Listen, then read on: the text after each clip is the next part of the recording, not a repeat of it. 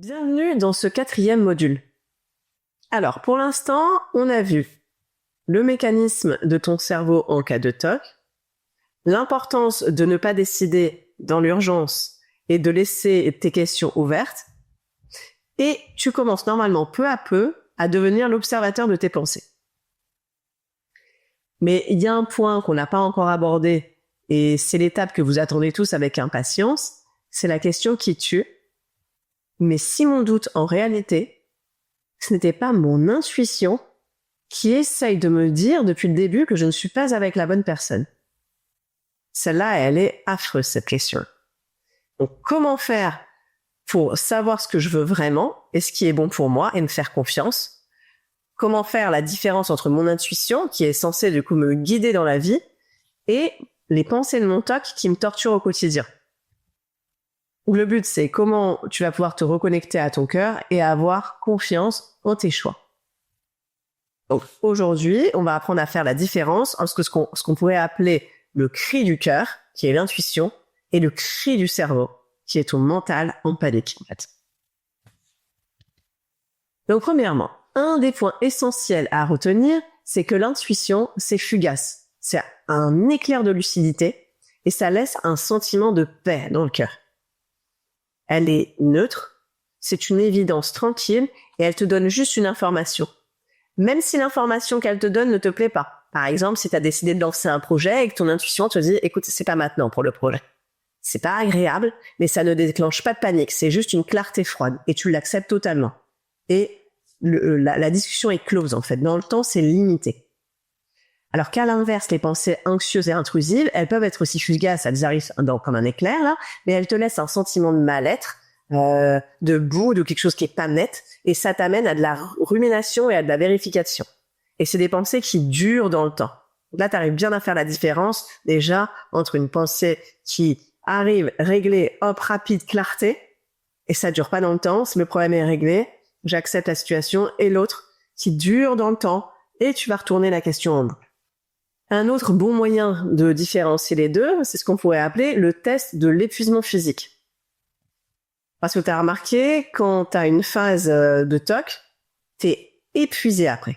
Tu es complètement vidé, tu as mal à la tête, tu as envie de dormir, et on ressent bien que c'est dans cette partie-là que ça s'est passé. On sent que c'est dans la partie mentale. Elle a travaillé, c'est en surchauffe ici, je le sens dans les mâchoires et tout ça.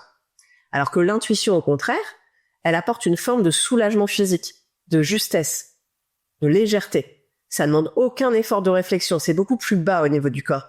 Et ça te donne presque une vague de soulagement dans le cœur ou dans l'estomac. Parfois, tu as même un léger petit sourire sur le visage et tu te dis, ouais, je sens que c'est ça.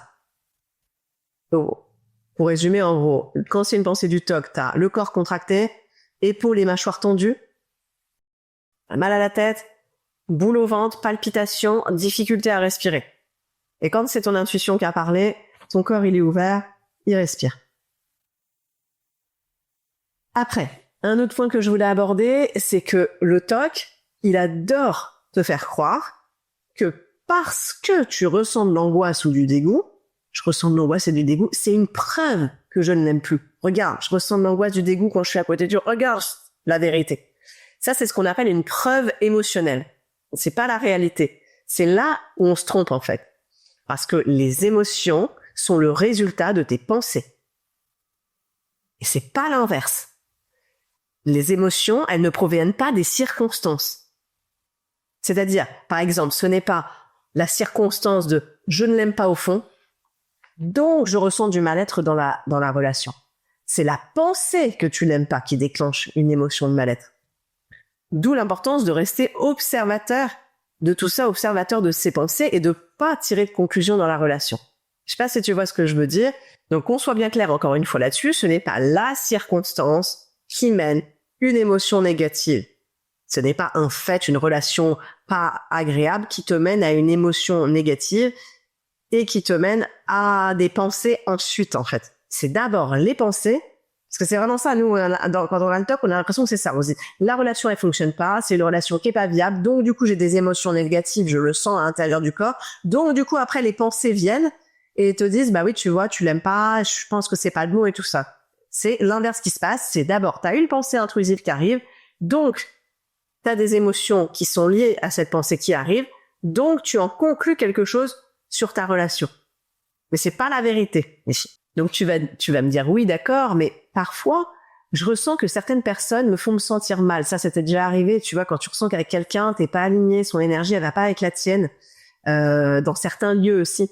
Et dans ce cas, on te dit bien de suivre ton intuition. Donc tu vas dire, et là, si je suis pas mon intuition, je sens que je suis pas bien avec cette personne. Non, c'est pas ça en fait qui se passe. Parce que dans ce cas, quand tu sens une énergie mauvaise avec quelqu'un, c'est bien l'intuition qui parle. Parce que quand tu penses au fait de t'éloigner de ces personnes-là, ou quand tu le fais réellement, tu t'en vas du lieu où tu coupes la relation avec cette personne-là, tu te sens bien immédiatement. T'as pas de doute, il y a rien du tout qui se passe après. Alors que quand tu coupes, tu décides par exemple de couper, rien que l'idée en fait de couper la relation avec ton partenaire, avec qui t'as le TOC, ça te met en panique. Donc tu vois bien la différence entre, oui, effectivement, parfois l'intuition elle va te donner des informations sur la personne avec qui t'es énergétiquement, il y a quelque chose qui va pas, mais rien qu'à l'idée de t'en séparer, c'est directement libérateur.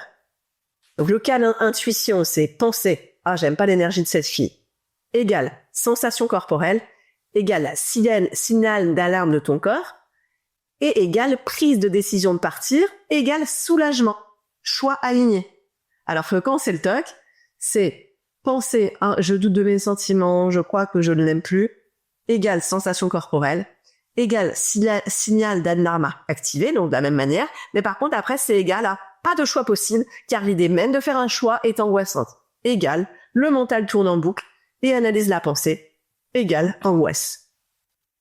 Donc, là, tu peux te demander aussi, mais en fait, Agathe, ce que je comprends pas, c'est que si mon intuition, pour le coup, elle parle calmement, que c'est un message posé, que c'est libérateur, comment je fais pour entendre cette petite voix à travers tout ce bruit, à travers mes ruminations, mes pensées intrusives et tout ça? Comment je peux faire la différence? Elle va être cachée au niveau de... Tellement il y a de bazar dans ma tête, je vais pas l'entendre. Et en fait, c'est vrai que tellement tu as eu l'habitude de réfléchir avec la logique que le muscle de l'intuition, en fait, il est plus ou moins atrophié chez toi. Donc, il va falloir apprendre à le remuscler, à te refaire confiance. Moi, je vais donner 3 clés ici pour, au fur et à mesure, au jour le jour, t'entraîner même sur d'autres sujets à faire la distinction, enfin, à remuscler, en fait, ce muscle de l'intuition. Donc, 3 pistes concrètes. Petit 1, ça va être de laisser de l'espace, de la déconnexion, en fait. Donc, parce que l'intuition, en fait, ce qu'elle supporte pas, c'est d'être harcelée. Si t'es en train de lui crier, donne-moi la réponse, dis-moi la vérité, s'il te plaît, dis-moi la vérité sur mon couple, maintenant j'ai besoin de savoir, et tu vas chercher même des signes, dis-moi, envoie-moi une plume là pour me montrer que, bah, elle se tait, en fait. Elle est, non. L'intuition, elle surgit de manière calme quand tu fais complètement autre chose. T'es sous la douche, tu marches dans la nature, tu cuisines, voilà, t'es tranquille, t'apprends à offrir des moments de vide à ton cerveau. Donc ça, c'est la première chose. Ne crie pas pour avoir des réponses. Laisse, ton intuition, elle viendra quand tu feras le vide. Ensuite, petit 2, pour remuscler ça, c'est l'intuition au niveau du corps. Ton corps, il connaît la réponse. Donc, il va te dire oui ou non. Il connaît la réponse avant ta tête. Donc, tu t'entraînes sur des petites choses au quotidien. Par exemple, est-ce que j'ai envie de manger ça? Est-ce que j'ai envie de manger ça, par exemple? Et tu sens tout de suite dans ton corps si ça sert ou si ça sourit. Plus tu écouteras ton corps pour des petites choses comme ça, plus tu l'entendras pour des grandes. Ou par exemple, est-ce que je dois prendre une pause, tu es en train de travailler sur un projet, est-ce que là je dois prendre une pause? Ton mental il va dire il faut que tu continues. Donc tu fais les 2 choix. Intuition, là je viens d'entendre prends une pause et t'as pas envie. Laquelle t'écoute? Donc tu vas sentir tout de suite. Si tu te visualises en train de continuer ton projet tout de suite, tu sens que ton corps il s'est contracté, t'es stressé. Si tu te visualises en train de prendre une pause là tout de suite, tu sens que ça se détend. Ton corps directement il va te donner la réponse. Et petit 3, c'est la clé. C'est hyper compliqué, je sais, quand on est dans ces phases de TOC. C'est vraiment la clé de la clé. C'est de ne pas être pressé, d'être patient. Parce que l'intuition, elle n'est pas aux ordres du mental. Et parfois, la réponse, ça va être « je sais pas encore ». Donc, développer son intuition, en fait, c'est accepter de vivre dans l'incertitude et de prendre le temps jusqu'à ce que l'évidence, elle s'impose par elle-même. Ça rejoint un petit peu ce qu'on a vu avant aussi, de pas répondre dans l'urgence, parce que de toute façon, on a le temps de faire ses choix. La vie est longue, on a le temps de faire ses choix, donc on respire. Donc, pour résumer, tant que t'es dans le « et si », tant que tu cherches des preuves, tant que tu analyses, là, t'es dans le mental et t'es pas dans l'intuition. Et le truc, en fait, dans le TOC du couple, c'est parfois, on a tellement associé le couple au TOC, surtout si ton TOC, il s'est installé, en fait, en début de relation, qu'on a du mal à laisser son couple respirer. C'est ce qui s'est passé pour moi personnellement. Dès que je laissais de l'air dans la relation, où je voulais écouter mon intuition sur d'autres sujets, comme par exemple prendre une journée pour voir une amie, partir un week-end, prendre de la distance du coup avec mon partenaire parce que j'avais d'autres loisirs ou des choses comme ça, je me disais directement, c'est parce que je l'aime pas.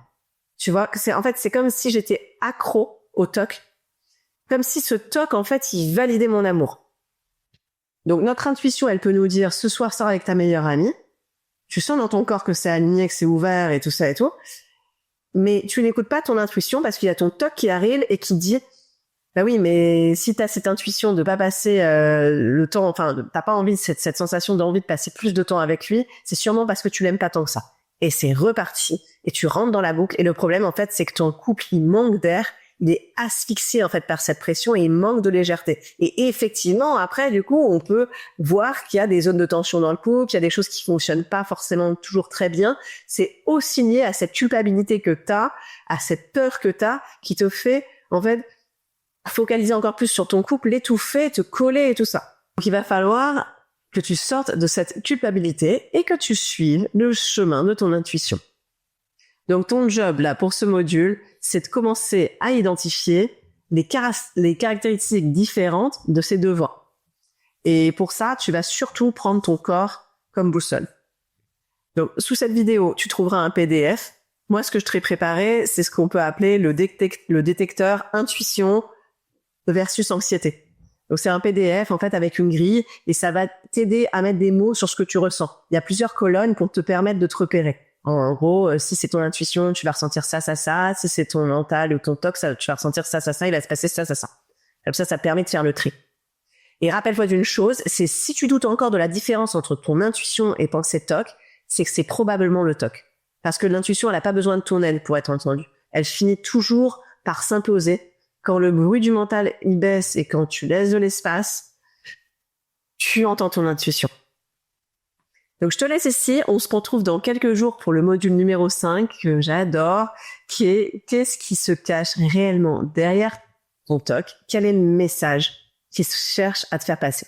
En attendant, prends soin de toi. À très vite.